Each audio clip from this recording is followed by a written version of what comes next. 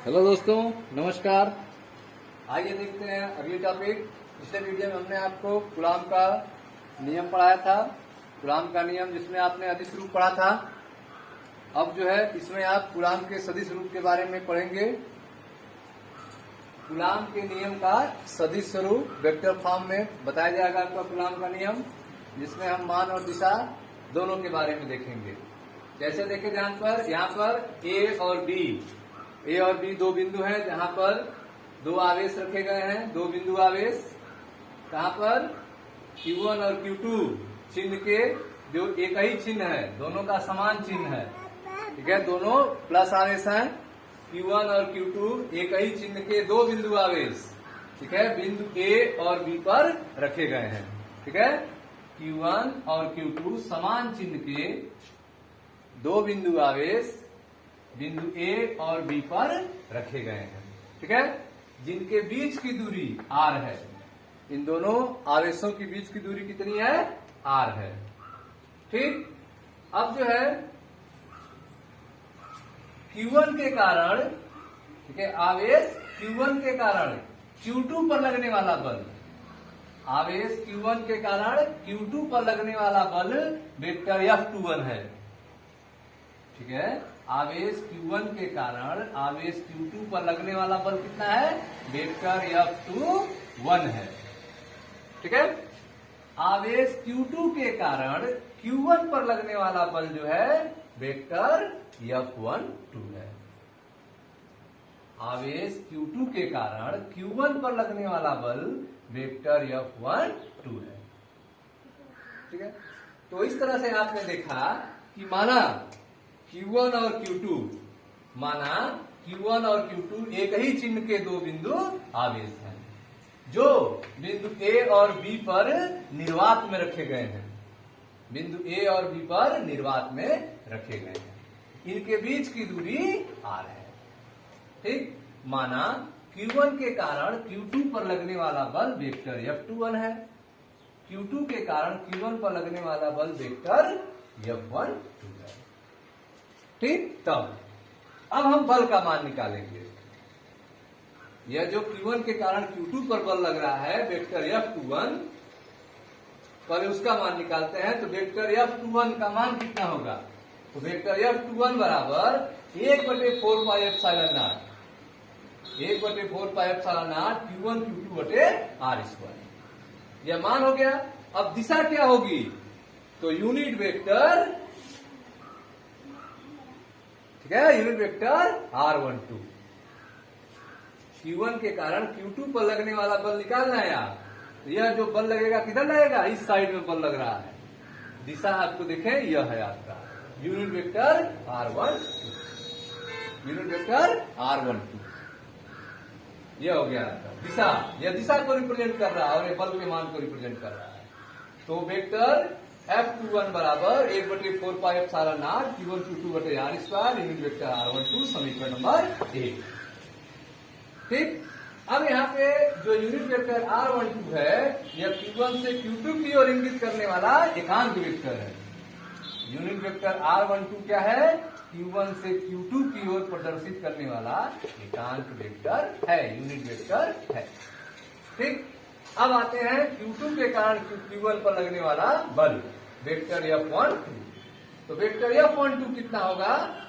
1/4 pi epsilon not Q1 Q2 बटे R square, और दिशा unit vector R21, unit vector R21। ठीक है, तो यह दिशा होगा यूनिट वेक्टर R21। जो यूनिट वेक्टर R21 क्या है? Q1 से Q2 की ओर इंगित करने वाला एकांक वेक्टर है। ठीक है, यह जो यूनिट वेक्टर R21 है, यह Q2 से Q1 की ओर, Q2 से Q1 की ओर इंगित करने वाला एकांक वेक्टर है। ठीक है, तो इस तरह से आपने देखा कि बिंदु आवेशों पे जो बल लग रहा है वेक्टर F12, वेक्टर F21, उस बल का आप मान भी लिख रहे हैं और दिशा भी लिख रहे हैं, उनकी दिशा भी लिख रहे हैं। जैसे आपने इसकी दिशा लिखा, Q1 से Q2 की ओर लगने वाला बल यह है और इसकी दिशा यह है। Q2 से Q1 की ओर लगने वाला बल है और इसकी दिशा यह है। ठीक है, जहां यूनिट वेक्टर R21 जो है Q2 से Q1 की ओर इंगित करने वाला एकांक वेक्टर। समीकरण नंबर 2। समीकरण 1 और 2 कूलाम के नियम का सदिश स्वरूप को व्यक्त करता है, वेक्टर फॉर्म को व्यक्त करता है।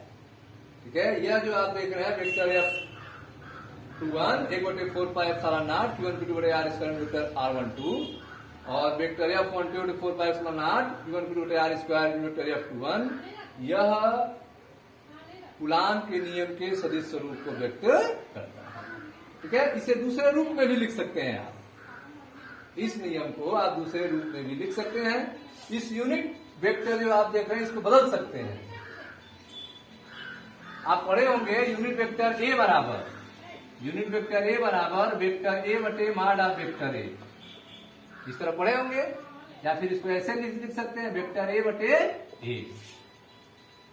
यूनिट वेक्टर ए बराबर वेक्टर ए बटे माड ऑफ वेक्टर ए या फिर वेक्टर ए बटे ए। ठीक है, इस तरह से हम इस यूनिट वेक्टर को चेंज करेंगे। ठीक है, तो यदि वेक्टर R12 Q1 से Q2 की ओर क्या हो, विस्थापन सदिश हो। ठीक है, यह आपका यूनिट वेक्टर है, यूनिट वेक्टर R12।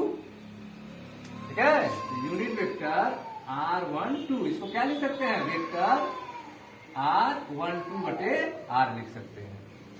जैसे यहां पर आप लिखे यूनिट वेक्टर ए बराबर वेक्टर ए बटे माड ऑफ ए या वेक्टर ए बटे ए, उस फॉर्म में इसको क्या लिखेंगे, यूनिट वेक्टर R12 बराबर वेक्टर R12 बटे R। ठीक है, तो यदि वेक्टर R12 जो है वो Q1 से Q2 की ओर क्या है, विस्थापन सदिश हो, तब हम लिख सकते हैं यूनिट वेक्टर R12 बराबर वेक्टर R12 बटे R।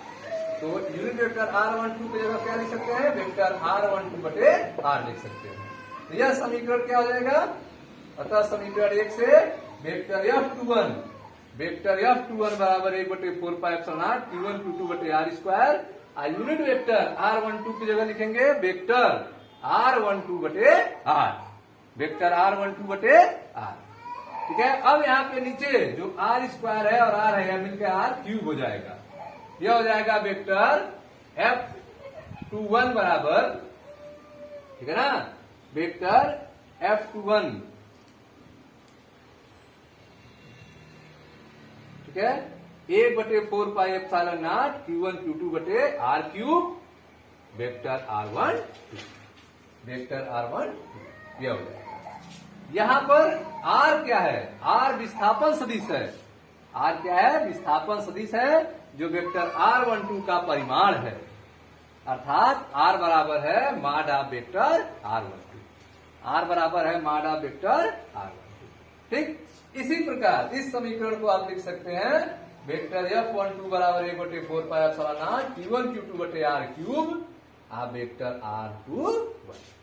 ठीक है, इस तरह से मान रखने पर वेक्टर F12 बराबर 1/4πε0 Q1 Q2 बटे R क्यूब वेक्टर R12, जहां R क्या है, माड ऑफ वेक्टर R21। ठीक है स्टूडेंट्स, यह था आपका कूलाम के नियम का सदिश स्वरूप, जिसको आपने मान और दिशा दोनों के साथ रिप्रेजेंट किया। अब यह कूलाम का नियम का जो सदिश स्वरूप है, इसका क्या महत्व है, क्या इंपॉर्टेंस है। ठीक है, कूलाम के नियम के सदिश स्वरूप का क्या इंपॉर्टेंस है। तो अब यहां पे आप देख रहे हैं कि यहां पे जो बल लग रहा है Q1 के कारण Q2 पर बल लग रहा है, Q1 के कारण Q2 पर बल वेक्टर F21 और Q2 के कारण Q1 पर बल वेक्टर F12। ठीक है, इसमें जो आप यूनिट वेक्टर R12 लिख रहे हैं, जो एकांक वेक्टर है, यूनिट वेक्टर R21, ठीक है, अगर इसकी दिशा बदल दिया जाए तो चिन्ह बदल जाएगा और ये आपस में एक दूसरे के बराबर हो जाएंगे। तो चूंकि unit vector R12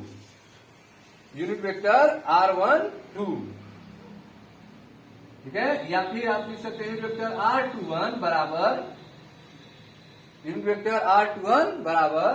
minus unit vector r1 2, unit vector r1 2, ठीक है।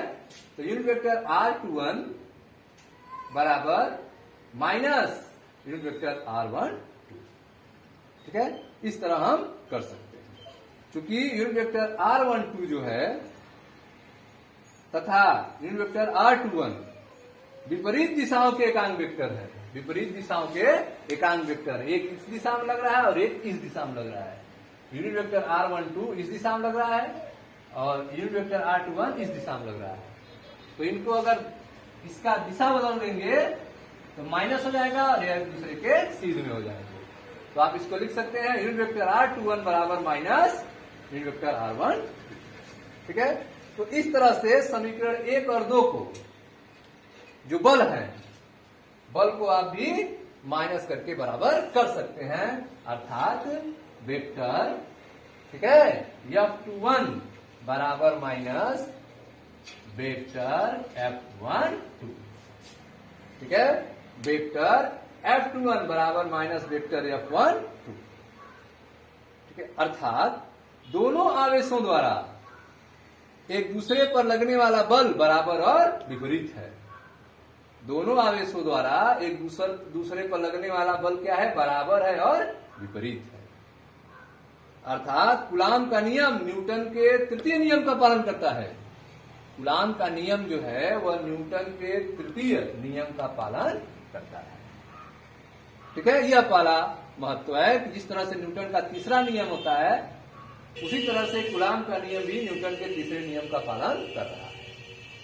पुनः जो समीकरण 1 और 2 है, दोनों आवेश Q1 Q2 को मिलाने वाली रेखा के अनुदिश लगने वाला जो बल है, जो बल वेक्टर F12 और वेक्टर F21 परस्पर विपरीत हैं, इधर लग रहा है और उधर लग रहा है, परस्पर विपरीत है। अर्थात स्थिर वैद्युत बल केंद्रीय बल होते हैं। यह क्या रिप्रेजेंट कर रहे हैं, स्थिर वैद्युत बल क्या होते हैं, केंद्रीय बल होते हैं। स्थिर वैद्युत बल केंद्रीय बल होते हैं, सेंट्रल फोर्स होते हैं। दोनों आवेश पर लगने वाला बल एक दूसरे विपरीत है, अर्थात स्थिर वैद्युत बल केंद्रीय बल होते हैं, ठीक है।